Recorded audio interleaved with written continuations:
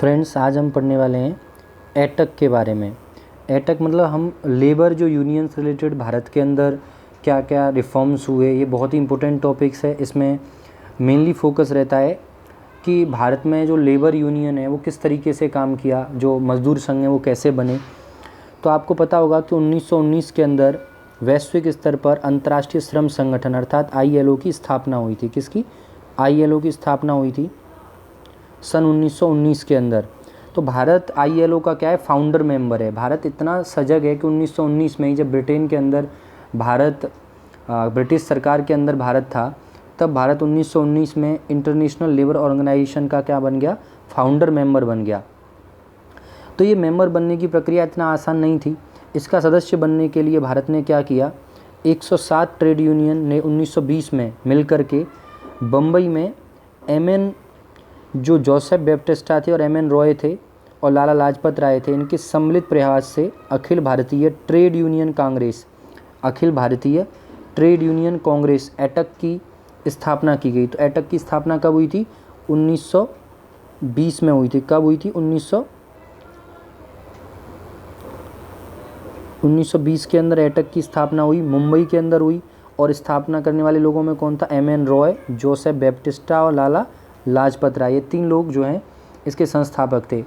1919 में जब ILO बना तो उसकी मतलब उसका सदस्य बनने के लिए भारत ने 1920 में 160 ट्रेड यूनियन को मिला करके लाला लाजपत राय, बैप्टिस्टा और MN रॉय के सम्मिलित प्रयासों से अखिल भारतीय ट्रेड यूनियन कांग्रेस की स्थापना की जाती है। अब एटक जब बन गया तो MN जोशी को एटक का प्रतिनिधि बना करके 1920 में इंटरनेशनल लेबर ऑर्गेनाइजेशन में भेजा जाता है। और 1919 में ILO का जो वाशिंगटन में सम्मेलन हुआ, उसमें मजदूरों के प्रतिनिधि बने थे MN जोशी और उनके सलाहकार थे VP बाडिया। ठीक है, ये UPPCS में भी आया, क्वेश्चन आ चुका है।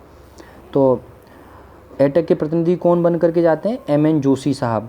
कौन? MN जोशी। कहाँ पर? ILO में। और उनके सलाहकार कौन थे? VP बाडिया। तो ये 5 फैक्ट याद रखने हैं। एटक की स्थापना कब हुई? 1920 में हुई। कहाँ पर हुई? मुंबई में हुई। संस्थापक कौन थे? तो 3 लोग थे, MN जोशी साहब, नहीं MN रॉय, NM जोशी और लाला लाजपत राय और बैप्टिस्टा। ये 3 लोगों ने 1920 में मुंबई में अखिल भारतीय ट्रेड यूनियन कांग्रेस की स्थापना की थी। अब 1919 में जो ILO की बैठक हुई वाशिंगटन में, तो वहाँ एटक के प्रतिनिधि बन करके MN जोशी गए और इनके सलाहकार गए थे VP बाडिया। ठीक है, एटक का जो पहला जो सम्मेलन हुआ था, कहाँ पे हुआ था? मुंबई में हुआ था। कब हुआ था? 1920 में। 1920 में बना था, तो मुंबई में ही पहला सम्मेलन होता है। उसके अध्यक्ष कौन बनते हैं? लाला लाजपत राय। इसके अलावा पूछ लेता है उपाध्यक्ष कौन बनते हैं, तो जोसेफ बैप्टिस्टा, बाल गंगाधर तिलक, एनी बेसेंट और एंड्रयूज़ और बरेलवी। और इसके महामंत्री कौन थे? दीवान चमन लाल। तो इसमें मेन इंपॉर्टेंट बातें कौन कौन सी हैं? तो पहला सम्मेलन कहाँ पे हुआ था? मुंबई के अंदर हुआ था। कब हुआ था? 1920 में हुआ था। अध्यक्ष याद रखने लाला लाजपत राय थे और इसके महामंत्री याद रखने कौन? दीवान चमन लाल थे। जबकि बाल गंगाधर तिलक और उनकी सहयोगी होम रूल में एनी बेसेंट रही थी। बरेलवी, जोसेफ बैप्टिस्टा, आपको पता होना चाहिए, लाला लाजपत राय, MN जोशी और बैप्टिस्टा ने मिलकर के एटक की स्थापना की थी। तो एटक में MN जोशी तो चले गए ILO और बैप्टिस्टा, लाला लाजपत राय बन गए अध्यक्ष और सदस्य बन गए बैप्टिस्टा, जोसेफ बैप्टिस्टा। और दीवान चमन लाल जो थे वो बन गए क्या? इसके महामंत्री बन गए। ठीक है,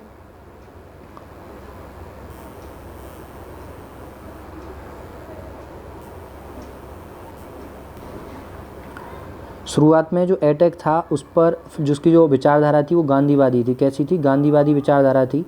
लेकिन बाद में क्या हो गया, लोकतांत्रिक विचारधारा से धीरे धीरे किस में बदल गया? वामपंथी मतलब थोड़ा थोड़ा ये समाजवाद की तरफ झुकने लग गया। ठीक है, होता क्या है कि 1928 में जो झरिया में एटक का अधिवेशन हुआ था, वहाँ पर कम्युनिस्ट इसमें काफ़ी प्रभावशाली हो गए। मतलब समाजवाद का प्रभाव झरिया अधिवेशन 1928 से 8 साल के बाद इसमें दिखने लग गया, क्योंकि समाजवादी दल की पार्टी जो वर्कर्स एंड पीजेंट्स थी उसका गठित हुआ और इसके प्रमुख नेता थे अमृत डांगे, मुजफ्फर अहमद, पूरन चंद जोशी और सोहन सिंह जोशी।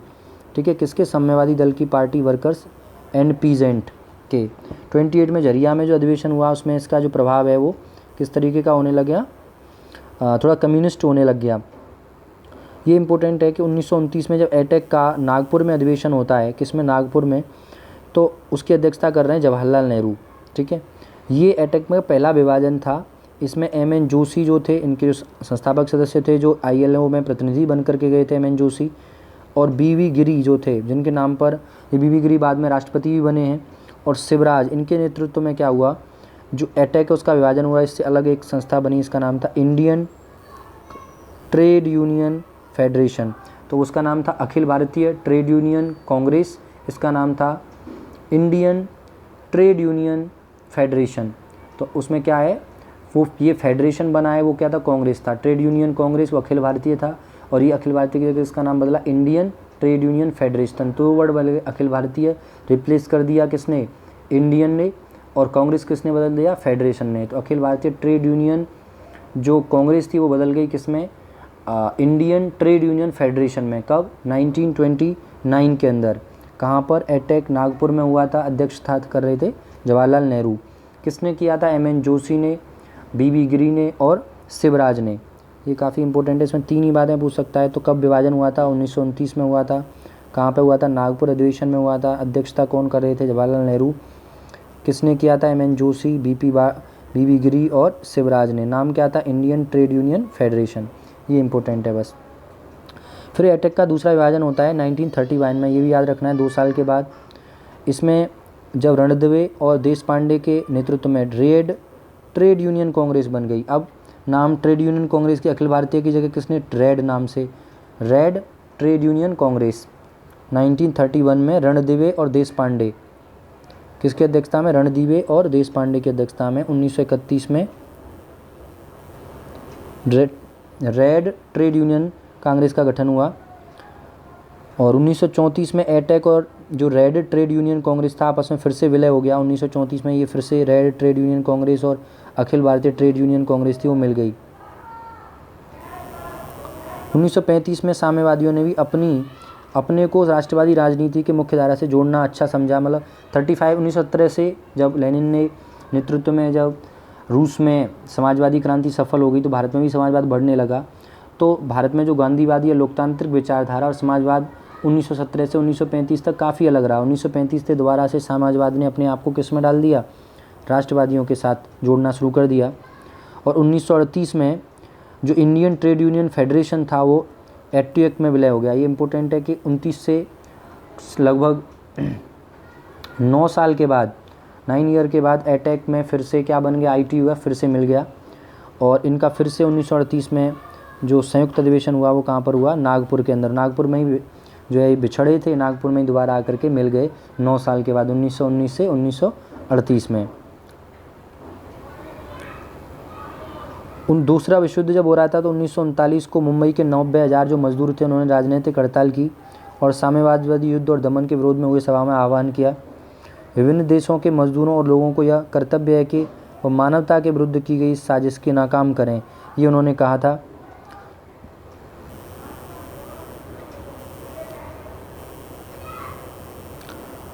ये मतलब उन्होंने युद्ध में शामिल होने से मना किया था। 1941 में जब M.N. रॉय ने सरकार समर्थक जो इंडियन फेडरेशन ऑफ लेबर की स्थापना की।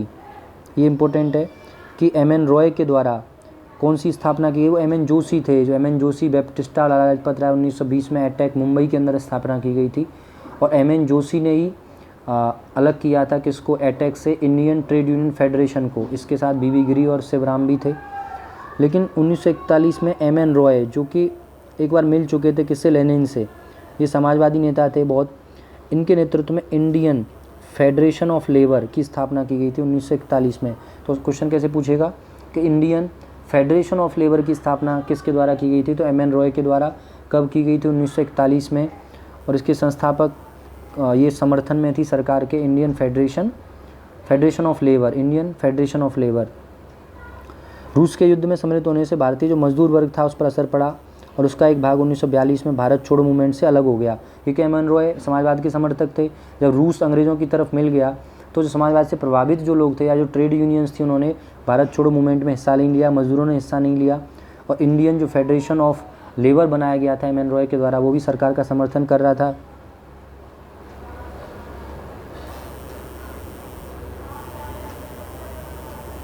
फिर क्या होता है, द्वितीय विश्व युद्ध जब ख़त्म हो गया तो एक बार फिर से एटेक का विभाजन होता है फिर से, और वल्लभ भाई पटेल और बीबी गिरी के नेतृत्व में 1947 में Indian national trade union Congress की स्थापना की जाती है। देखो ट्रेड यूनियन कांग्रेस अब अखिल भारतीय के नाम किससे रिप्लेस कर दिया, इंडियन नेशनल से।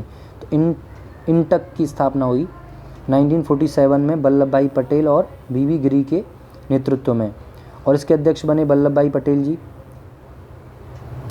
1948 में हिंद मजदूर सभा, ये राष्ट्रीय कांग्रेस के जो समाजवादी थे उन्होंने 48 में हिंद मजदूर सभा बनाई, और 1949 में के.टी. साहा के नेतृत्व में यूनाइटेड ट्रेड यूनियन कांग्रेस को गठित किया गया।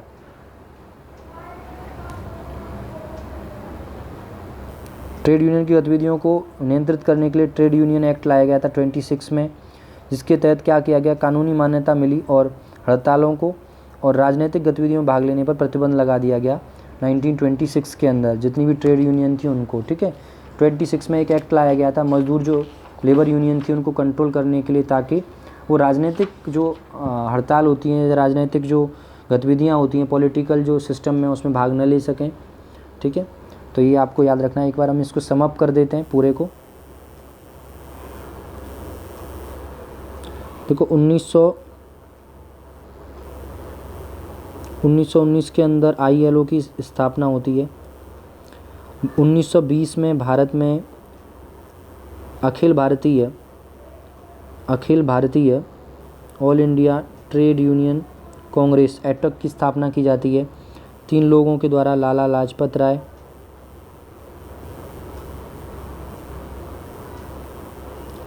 जोसेफ बैप्टिस्टा और M.N. जोशी। अब आप ऐसे भी याद कर सकते हो। देखो लाजपत राय बहुत जोश में रहते थे, और जोसेफ जोश में रहते थे, और जोशी भी जोश में रहते थे। इस तरीके से जोसेफ बैप्टिस्टा, M.N. जोशी और लाजपत राय सब जोश में हैं। ये कहाँ पे हुई थी 1920 में, बम्बई के अंदर हुई थी। ठीक है, कहाँ पे, बम्बई के अंदर। 1919 में जब ILO का जो मीटिंग हो रही थी कहाँ पे, वाशिंगटन के अंदर। कहाँ पे, वाशिंगटन में। तो वहाँ से मजदूर प्रतिनिधि के रूप में कौन गया था, तो M.N. जोशी साहब गए थे। कौन गए थे, M.N. जोशी। और इनका जो सलाहकार थे वो कौन थे, V.P. वाडिया। कौन थे, V.P. वाडिया। ये इनके जोशी साहब के सलाहकार थे। ये मजदूरों का प्रतिनिधित्व कर रहे थे M.N. जोशी वाशिंगटन ILO में। फिर क्या होता है कि जो एटेक का जो पहला सम्मेलन होता है वो होता है मुंबई में 1920 AB20 में, लाला लाजपत राय की अध्यक्षता में। ठीक है, लाला लाजपत राय की अध्यक्षता में होता है, और इसके उपाध्यक्ष बनते हैं जैसे जोसेफ बैप्टिस्टा, बाल गंगाधर तिलक और एनी बेसेंट, ये सब जो हैं इसके, बरेलवी, एंड्रयूज़, ये इसके जो है उपाध्यक्ष बनते हैं। और इसके जो महामंत्री थे इस अधिवेशन के, वो थे दीवान थे चमन लाल। क्या नाम था, चमन लाल। दीवान कौन थे, चमन लाल थे। फिर क्या होता है कि पहला विभाजन होता है 1929 के अंदर। एटेक से अलग होकर के कौन सी संस्था बनती है, इंडियन ट्रेड यूनियन फेडरेशन बनता है पहले। ये किसके द्वारा बनाया जाता है, ये बनाने वाले होते हैं M.N. जोशी, B.V. गिरी और शिवराज। ये तीनों लोग के नेतृत्व में इंडियन ट्रेड यूनियन फेडरेशन की स्थापना होती है 1929 में। अब ये जो ट्रेड यूनियन फेडरेशन था 1938 में नागपुर अधिवेशन में इसका, अब इस 1929 में एटेक का जो अधिवेशन था उसकी अध्यक्षता जवाहरलाल नेहरू कर रहे थे, और उनकी अध्यक्षता में नागपुर में एटेक टूट गया। किसमें, ITUF में। फिर से जो 1938 में AITUC, all India trade union congress और इंडियन ट्रेड यूनियन फेडरेशन, ये दोनों फिर से नागपुर में जो है एकजुट हो जाते हैं, फिर से मिल जाते हैं 1938 में। ठीक है, फिर से दोबारा मिल जाते हैं, और जो ट्रेड यूनियन का एक बार फिर से विभाजन होता है वो होता है 1947 में। और इस समय वल्लभ भाई पटेल जो थे उन्होंने मिलकर, वल्लभ भाई पटेल और B.V. गिरी ने मिल करके ये अलग किया, और नाम क्या रखा, नाम रखा था Indian national trade union Congress. Indian national trade union Congress. तो अब इंडियन नेशनल हो गया, ट्रेड यूनियन कांग्रेस तो रहेगी, अब इंडिया और नेशनल दोनों, क्योंकि वल्लभ भाई पटेल ऐसे याद रख सकते हैं, वल्लभ भाई पटेल ज़्यादा नेशनलिस्ट थे, बहुत राष्ट्रवादी थे, तो इंडियन भी थे और नेशनलिस्ट भी थे। तो Indian national trade union Congress बना दी इन्होंने, ठीक है। अब क्या है, इससे पहले भी कुछ घटनाएं होती हैं, जैसे एक रेड ट्रेड यूनियन कांग्रेस बनती है, क्या नाम है, रेड ट्रेड यूनियन कांग्रेस, ये बनी थी 1931 के अंदर, ठीक है। और इसके बनाने वाले व्यक्ति थे दो, एक तो थे रणदिवे और एक थे Deshpande ji. Red trade union. अब क्या होता है, जब भारत में प्रथम विश्व युद्ध चल रहा था तो उसी समय 1941 के अंदर एम.एन. रॉय साम्यवादी थे, तो एम.एन. रॉय की अध्यक्षता में एक संस्था बनाई जाती है, इसका नाम था इंडियन फेडरेशन ऑफ लेबर। ये सरकार का समर्थन कर रहा था, ब्रिटेन का। इंडियन फेडरेशन ऑफ लेबर, क्या नाम था एम.एन. रॉय का, Indian federation of labour, federation of labour है इंडिया का, एम.एन. रॉय के द्वारा 1941 के अंदर, ठीक है। तो इसलिए इसके कहने पर ही भारत छोड़ो मूवमेंट में श्रमिकों ने हिस्सा नहीं लिया था। अब सरकार ने जो ट्रेड यूनियन की एक्टिविटीज़ थी उसको कंट्रोल करने के लिए 1926 के अंदर क्या किया, एक एक्ट लेकर के आते हैं, ट्रेड यूनियन एक्ट 26 में। और इस ट्रेड यूनियन एक्ट के थ्रू क्या हुआ, ट्रेड यूनियन एक्ट, इस ट्रेड यूनियन एक्ट के थ्रू क्या करते हैं, वो दो बात कहते हैं कि आपको हड़ताल करना कानूनी अधिकार है आपका, लेकिन हड़ताल कर सकते हैं, लेकिन आप राजनीतिक गतिविधियों में आप जो है इंटरफेयर नहीं कर सकते हैं। ये 1926 में कहा गया, ठीक है। और 1929 में ट्रेड डिस्प्यूट एक्ट लाया गया कि मतलब आप रेलवे में और पानी या बिजली की जो सेवाएं हैं उनमें आप कभी भी हड़ताल नहीं कर सकते हैं, ठीक है। 1929 में जब एटेक का पहला विभाजन हुआ था 1929 में, उसी वर्ष एक एक्ट लाया गया था, इसका नाम है ट्रेड डिस्प्यूट एक्ट। क्या नाम था, ट्रेड डिस्प्यूट एक्ट 1929 में। और इस ट्रेड डिस्प्यूट एक्ट का काम ये था कि आप जो बहुत ही संवेदनशील जो जगह जैसे बिजली, पानी, रेलवे में हड़ताल नहीं की जाएगी। तो एक बार फिर से इसके क्रोनोलॉजी के लिए समझेंगे। देखो 1919 में ILO, 1920 के अंदर एटेक, 1926 में ट्रेड यूनियन एक्ट,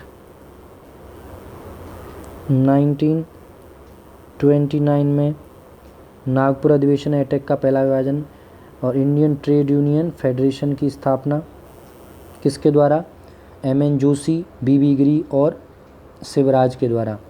फिर 1929 में ही ट्रेड यूनियन डिस्प्यूट एक्ट आया था, ट्रेड यूनियन एक्ट। फिर 1938 में फिर से मुलाकात हो गई नागपुर में एटेक की और ITUF की, इंडियन ट्रेड यूनियन फेडरेशन की। एटेक की स्थापना M.N. जोशी, लाला लाजपत राय और बैप्टिस्टा के द्वारा की गई थी। पहला अधिवेशन 1920 मुंबई के अंदर, Lajpat Rai, Baptista, बालादल, Annie Besant और एंड्रयूज़ और ये सब इसके उपाध्यक्ष थे और महामंत्री थे दीवान चमन लाल। अब 38 में फिर 1941 के द्वारा M.N. रॉय के द्वारा इंडियन फेडरेशन ऑफ लेबर की स्थापना, इंडियन फेडरेशन ऑफ लेबर बनाया गया। फिर 1947 में वल्लभ भाई पटेल और B.B. गिरी के द्वारा एटेक से अलग होकर के Indian national trade union Congress की स्थापना की गई, ठीक है। और फिर K.T. शाह के द्वारा 1949 में K.T. शाह ने क्या किया, यूनाइटेड ट्रेड यूनियन कांग्रेस की स्थापना की। K.T. शाह ने United trade union Congress. Thank you for